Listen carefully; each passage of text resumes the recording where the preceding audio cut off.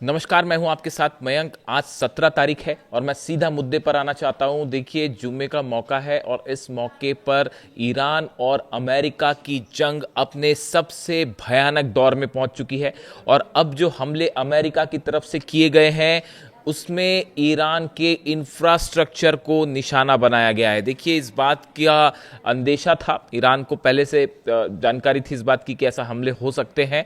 और अमेरिका ने हमले शुरू कर दिए हैं ईरान के पुलों पर, ब्रिजेस पर, ईरान के रेलवे स्टेशंस पर, ईरान के जो रेलवे ट्रैक्स हैं, एयरपोर्ट्स हैं, तमाम ऐसी बिल्डिंगें जो आम लोगों से जुड़ी हुई हैं, जो लोगों की सुविधाओं से जुड़ी हुई बिल्डिंग्स हैं, उनको निशाना बनाना शुरू कर दिया है। और ये लगातार बीती रात छठवीं रात थी और कल जो हमले हुए हैं वो अब तक के सबसे बड़े हमले हैं और उसका करारा जवाब भी ईरान की तरफ से दिया गया है। लेकिन ये जो स्ट्राइक हुई अमेरिका की तरफ से, इसने इस जंग को एक नए फेज में ला दिया है, सेकेंड फेज में ला दिया है। ईरान की तरफ से कहा गया था, अगर आप हमारे इंफ्रास्ट्रक्चर को नुकसान पहुंचाएंगे, गैस फील्ड्स को नुकसान पहुंचाएंगे, ब्रिज और रेलवे स्टेशन को नुकसान पहुंचाएंगे, तो अरब देशों के इंफ्रास्ट्रक्चर पर भी हमला होगा। यानी अब ये माना जा रहा है इस हमले के बाद कि ना दुबई सेफ है, ना रियाद सेफ है, ना कतर सेफ है, अब दोहा सेफ है। सब जगह ईरान की तरफ से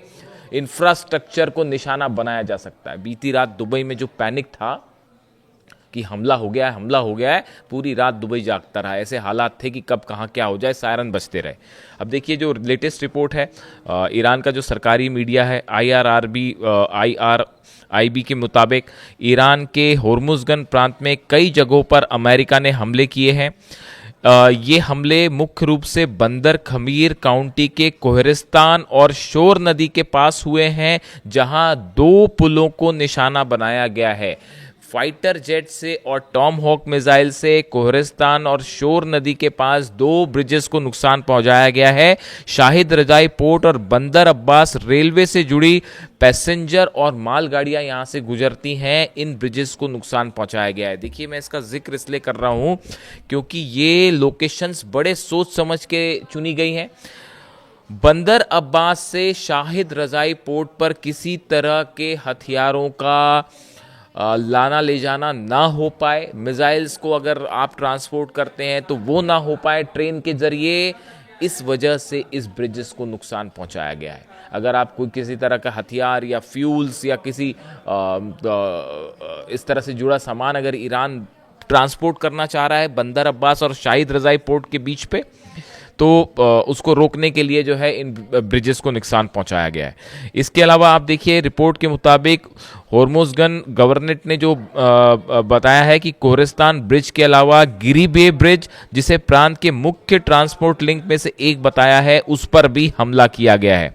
इसके अलावा खमीर काउंटी में पुलों को नुकसान पहुंचाया गया, जिसमें कई लोगों के मारे जाने की खबर है। यानी आप देखिए, जो हमले अमेरिका ने किए हैं बीती रात, इन हमले की सबसे खास बात यह है कि ये हमले उन स्ट्रैटेजिक लोकेशंस पर हुए हैं जहां से ईरान का ट्रांसपोर्ट सिस्टम काम करता है, उसको रोकने की, उसको तबाह करने की कोशिश की गई। रेलवे स्टेशंस पर हमले हुए हैं, ब्रिज पर हमले हुए हैं, ऐसे जगह पर हमले हुए हैं जो कि ट्रांसपोर्ट सेंटर्स हैं जहां पर सामान रखे जाते हैं या माल जहां पे ढुलाई का काम होता है। यानी अब वो हमले शुरू हो चुके हैं अमेरिका की तरफ से, जिसका जिक्र जो है वो डोनाल्ड ट्रंप कर रहे थे। लेकिन अब इसका जो जवाब ईरान ने दिया है वो भी देखिए, एक बार फिर ईरान की तरफ से करारा पलटवार किया है। जॉर्डन में अमेरिकी बेस पर अब तक का सबसे बड़ा हमला हुआ है और जुल्फिकार मिसाइल का इस्तेमाल इसमें सबसे ज्यादा किया गया है और जिससे भारी तबाही हुई है जॉर्डन के बेस पे।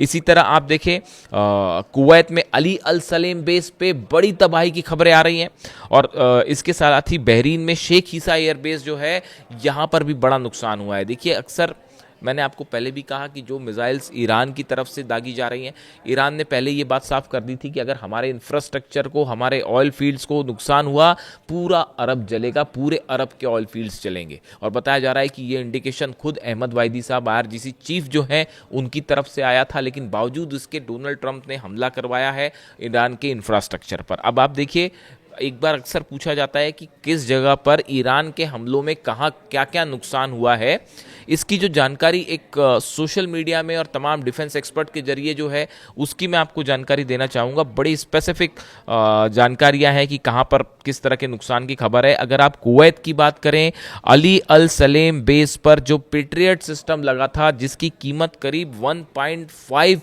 बिलियन डॉलर्स, आप सोचिए 1.5 बिलियन डॉलर्स का जो पेट्रियट सिस्टम है, ठीक उसके ऊपर जुल्फिकार मिसाइल से हमले किए गए हैं और डिफेंस सिस्टम इसे नहीं रोक पाया। यानी अमेरिका का जो डिफेंस सिस्टम है जिसका काम मिसाइल रोकना है, वो उसके ऊपर मिसाइल गिर गई और 1.5 बिलियन डॉलर का ये है। इसके अलावा आप देखिए एयर सर्विलांस और अर्ली वार्निंग रडार सिस्टम है जिसकी कीमत 300 मिलियन डॉलर्स है, 300 मिलियन डॉलर्स, ये तबाह हो चुके हैं। ये बात मैं कर रहा हूं अली अल सलेम बेस कुवैत की। इस तरह के दावे हो रहे हैं ईरान की तरफ से और जो खबरें अब निकल के सामने आने लगी, देखिए इसकी कोई पुष्टि नहीं है।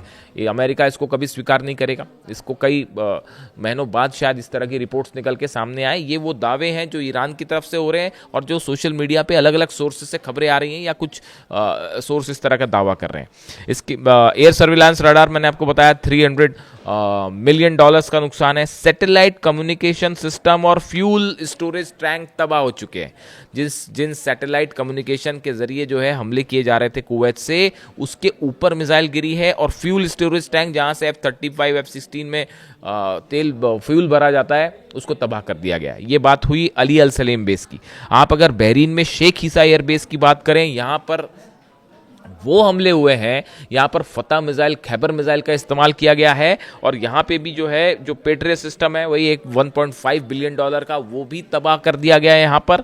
और इसके अलावा एयर सर्विलांस रडार है, सुपर हॉक रडार है, इनके ऊपर सीधा ड्रोन स्ट्राइक्स हुई हैं। यानी देखिए आप, बहरीन, कुवैत और बहरीन दोनों जगह भारी तबाही का सामना करना पड़ रहा है अमेरिकी फोर्सेस के।